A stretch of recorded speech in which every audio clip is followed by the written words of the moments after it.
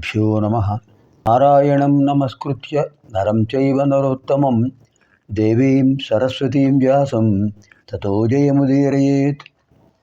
ఆదౌ దేవకీదేవి గర్భజననం గోపీగృహే వర్ధనం మాయాపూతన జీవితాపహరణం గోవర్ధనోద్ధారణం కంసచ్ఛేదన కౌరవాదిహననం కుంతీసుతాన్ పాలనం ఏతద్భాగవతం పురాణకథితం శ్రీకృష్ణలీలామృతం. ఓం క్లీం శ్రీకృష్ణాయ గోవిందాయ గోపీజనోల్లభాయ నమః. ఓం క్లీం శ్రీకృష్ణాయ గోవిందాయ గోపీజనోల్లభాయ నమః.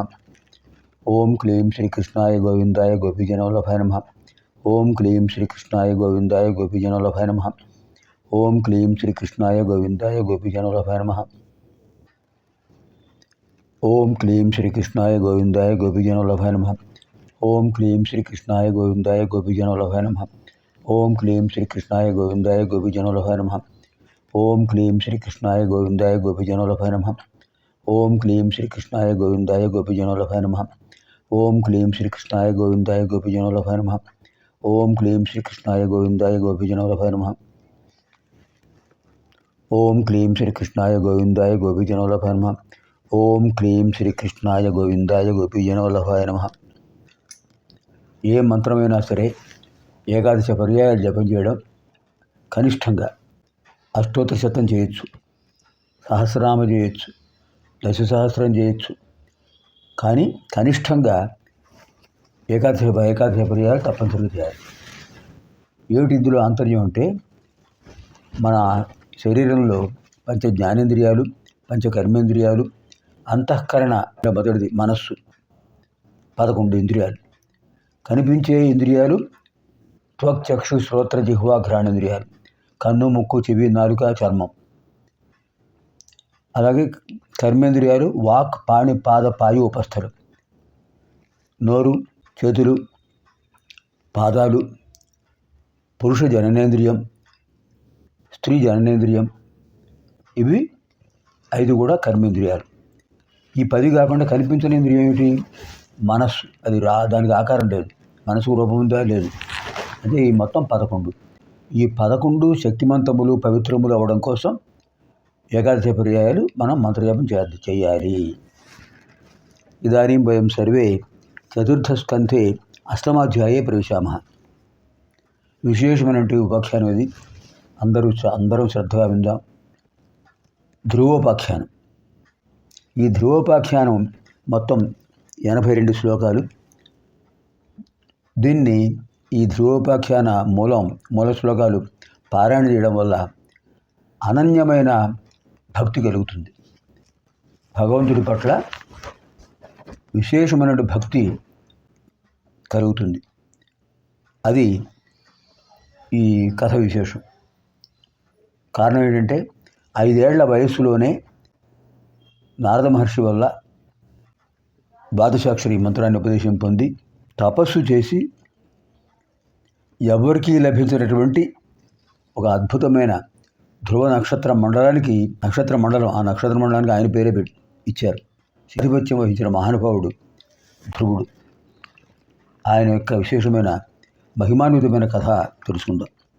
మైత్రేయుల వారు చెప్తున్నారు విదురుల వారికి, ఆయన శతరూప స్వయంభువ మనువులకు ప్రియవ్రతుడు ఉత్తానపాదుడు అనే కుమారులు ఉన్నారు. ఈ ఉత్తానపాదుని భార్యలు సునీతి, సురుచి. ఉత్తానపాదుడు ప్రథమ మనువు, చతుర్దశ మనువుల్లో ప్రథమ మనువు స్వయంభువ మనువు. స్వయంభువ మనువు 3 కుమార్తెలు, 2 కుమారులు ఉన్నారు. ముగ్గురు కుమార్తెల విషయం తెలుసుకున్నాం కదా. ఆకూతి, దేవహూతి, సంహూతి. ఇప్పుడు కుమారులు 2 ఉన్నారు. వాళ్ళ విషయం చెప్తూ, మొదటివాడు ప్రియవ్రతుడు, రెండోవాడు ఉత్తానపాదుడు. ప్రియవ్రతుడి విషయం తర్వాత చెప్తారు. ముందు ఉత్తానపాదుడి విషయం తెలుసుకుందాం. ఉత్తానపాదుడు తన తండ్రి గారి ఆజ్ఞతో పరిపాలిస్తున్నాడు రాజ్యాన్ని. ఈ ఉత్తానపాదుడికి 2 భార్యలు ఉన్నారు.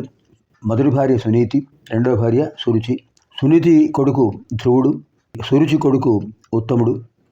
ఇద్దరు కూడా సమవయస్కులు. ఒకసారి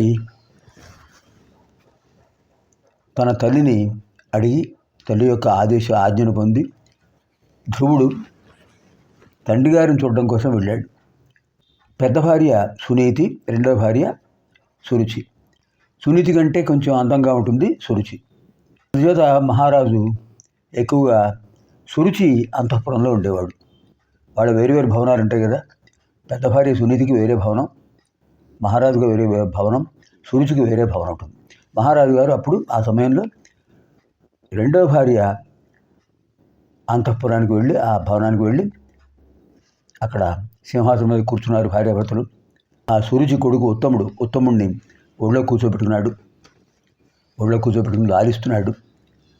ఆ సమయంలో తండ్రి గారిని చూడడం కోసం ధ్రువుడు వచ్చాడు. తండ్రి గారి నమస్కారం చేసి ఆయన ఆశీర్వాదం పొందడం కోసం అలా లోపలికి వస్తున్నాడు.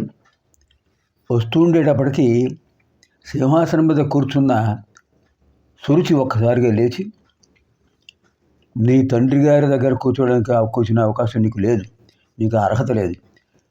నువ్వు సునీతి కుమారుడివి, సునీతి గర్భసంజాతుడివి, నీకు అర్హత లేదు. నా కుమారుడిగా ఉన్నవాడికి అర్హత ఉంది. అంతేది నా కుమారుడు ఉత్తముడు మాత్రమే ఆయన దగ్గర ఒళ్ళో కూర్చున్నాడు. నీకు అర్హత లేదు. నీకు అర్హత కావాలంటే నువ్వు ఆ ఉన్నత స్థానం పొందాలి. అంటే మళ్ళీ నా కుమారుడిగా జన్మిస్తే అప్పుడు నీకు ఆ స్థానం లభిస్తుంది. పైగా ఏం చెప్పింది? నువ్వు అటువంటి ఉన్నత స్థానం పొందాలంటే నువ్వేం చేయాలి? తపస్సు చేయాలి. మహావిష్ణువు గురించి తపస్సు చేయి. ఆడు కోపంతో చెప్పినా, ధ్రువుడిపై ద్వేషంతో, సవతిపై అసూయతో చెప్పినా కూడా ఒక మంచి మాట చెప్పింది. నువ్వు తపస్సు చేయి, అటువంటి ఉన్నత స్థానం పొందుతావు, నా కుమారుడిగా జన్మిస్తావు, తండ్రి గారి ఊళ్ళో కూర్చోగలవు, ఇక్కడి నుంచి వెళ్ళిపో, ఉండటానికి వీల్లేదు అనేటప్పటికి పసిపిల్లాడు కదండి, 5 ఏళ్లవాడు. వాడికి తపస్సు అంటే ఏమిటి తెలుసు? తపస్సు అంటే తెలియదు. ఆవిడ కుమారుడిగా జన్మించడం అంటే అది ఏమిటో కూడా తెలియదు. ఏడుస్తూ వెళ్ళాడు. కుమారుడు ఏడుస్తూ ఉంటుంది చూసి తల్లి బాధపడింది. నాయన ఏమిటి బాధపడుతున్నావు అంటే, అమ్మ ఇలా జరిగింది అని చెప్పేటోడికి, నాయన నీ పినతల్లి నీపై కోపంతో చెప్పినా, నాపై అసూతో చెప్పినా మంచి మాట చెప్పింది. నీకు ఇంకో మాట, నేను అదే మాట చెప్తున్నాను. ఒక ఉన్నతమైన స్థానం పొందడం అనేది మానవ లక్షణ కర్తవ్యం. మానవుడిగా జన్మించిన ప్రతివాడు కూడా ఉన్న స్థితి నుంచి ఉన్నత స్థితికి వెళ్ళాలి. అటువంటి ఉన్నత స్థితిని పొందాలంటే శ్రీ మహావిష్ణువు మాత్రమే ఆరాధ్యుడు. ఆయన గురించి తపస్సు చేసావనుకో, నీకు తండ్రి గారి ఒడి అనేది ఉన్నతమైన స్థానం అనుకుంటున్నావు. అంతకంటే ఉన్నతమైన స్థానం నువ్వు పొందుతావు. అది నీ లక్ష్యం అని చెప్పేటప్పటికి, నా మాతు పరదైవతం, తల్లి ఆజ్ఞ శిరోధార్యం. ఇంటి గృహకార్యాల్లో ఉండిపోయింది. లోపలికి వెళ్ళింది. సరిగ్గా భోజనం చేసే సమయం, మిట్ట మధ్యాహ్నం. ఆ పసివాడికి మనసులో అదే ఉంది, తపస్సు తపస్సు తపస్సు. తల్లితో చెప్పలేదు, అక్కడ ఉన్న పరిచారకులతో చెప్పలేదు, ద్వారపాలకులతో చెప్పలేదు, వెళ్ళిపోయాడు. ఇంతకుముందు వాళ్ళ భవనానికి ముళ్ళు వచ్చేవాళ్ళు, ఆ ముళ్ళు చెప్పేవాళ్ళు, తపస్సు చేసుకుంటూ ఉంటాం అనేవాళ్ళు. అడవుల్లో చేసుకుంటాం, మాకు ఆశ్రమాలు ఉన్నాయి అని చెప్పేవాళ్ళు. అయితే అది మాత్రం మనసులో ఉంది. అంటే తపస్సు చేయాలంటే అడవికి వెళ్ళాలి అని వెళ్ళిపోయాడు. ఎండ మాడిపోతుంది. వెళ్ళాడు, చాలా దూరం వెళ్ళాడు. దాహం అవుతోంది, ఆకలి అవుతోంది, ఏం చేయాలో తెలియలేదు.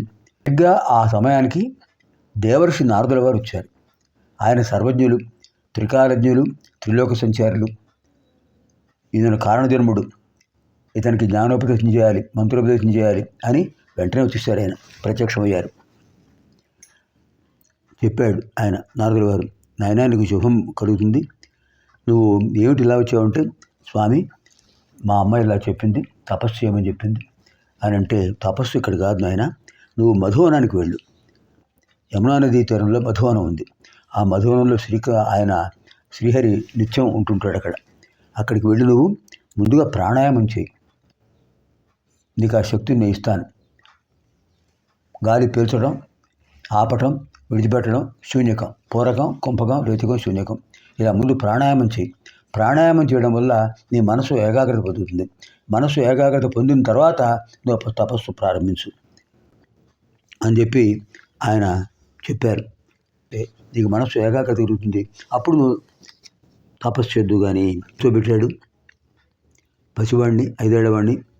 అతనికి ఎటువంటి దాహం బాధ కలగకుండా తన కమండలంలో ఉన్నటువంటి అద్భుతమైన అమృతప్రాయమైనటువంటి గంగాజలాన్ని ఇచ్చాడు. నాయన, ఈ మంచినీళ్ళు తీసుకో, తాగు, నీకు మనసు ప్రశాంతత కలుగుతుంది అని చెప్పి కూర్చోబెట్టి చెప్పాడు. నేను ఒక మంత్రం చెప్తున్నాను విను. ఈ మంత్రాన్ని 7 రాత్రులు చేయాలి, అంటే 7 రోజులు చేయాలి. సప్తాహం 7 రోజులు కదలకుండా అలాగే కూర్చొని మంత్రజపం చేయరు. పొద్దున్నే లే, స్నానం చేసి జపం మొదలుపెట్టు. మధ్యాహ్నం స్నానం చేయి, మళ్ళీ జపం మొదలుపెట్టు. సాయంకాలం మళ్ళీ స్వామిని ధ్యానించు, స్నానం చేయి, మళ్ళీ నక్షత్రోదయం వరకు తపస్సు చేయి. ఇలా నువ్వు మెళుకుతూ ఉండి తపస్సు చేస్తుండు. 7 రోజులు చేయాలి. ఆ మంత్రం ఏంటో తెలిసిన? ఓం నమో భగవతే వాసుదేవాయ. చాలామంది అనుకుంటారు వాసుదేవ శ్రీకృష్ణుడు, వసుదేవుడు కుమారుడు, ఆయన ద్వాపరయుగంగా వాడు కదా, ఈ సంఘటన జరిగింది కృతయుగం, ఇది ఎలా సాధ్యం అనుకుంటారు. కానీ వాసుదేవ అనేది అర్థం ఏంటంటే వసునా దీవ్యతే ఇది వాసుదేవ, వసునా దీవ్యతే ఇది వాసుదేవ. ఆధ్యాత్మిక సంపదతో ప్రకాశించేవాడు వాసుదేవుడు శ్రీహరి.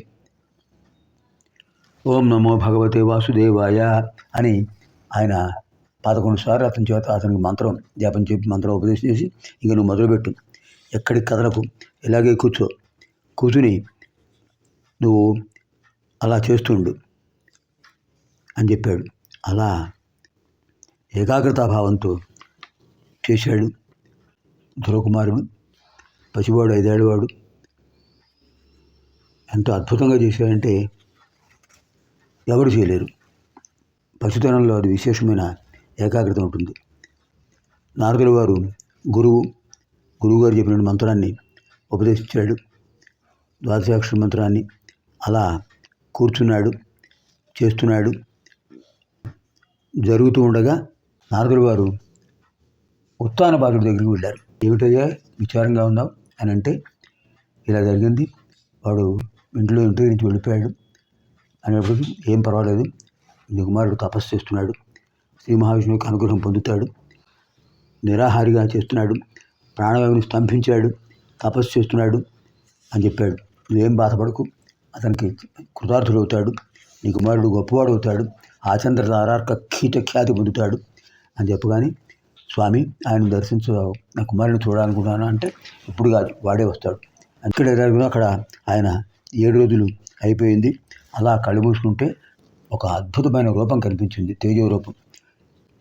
శంఖ చక్ర గదా పద్మధారిను శ్రీ మహావిష్ణువు ప్రత్యక్షమై, నాయన, నీ తపస్సు నేను మెచ్చాను, అద్భుతంగా చేశావు, ఏకాగ్రత భావంతో చేశావు, కదలకుండా చేశావు, బాహ్యాభ్యంతర శుద్ధితో చేశావు అని ఆ భగవంతుడు ప్రత్యక్షమై చెప్పాడు.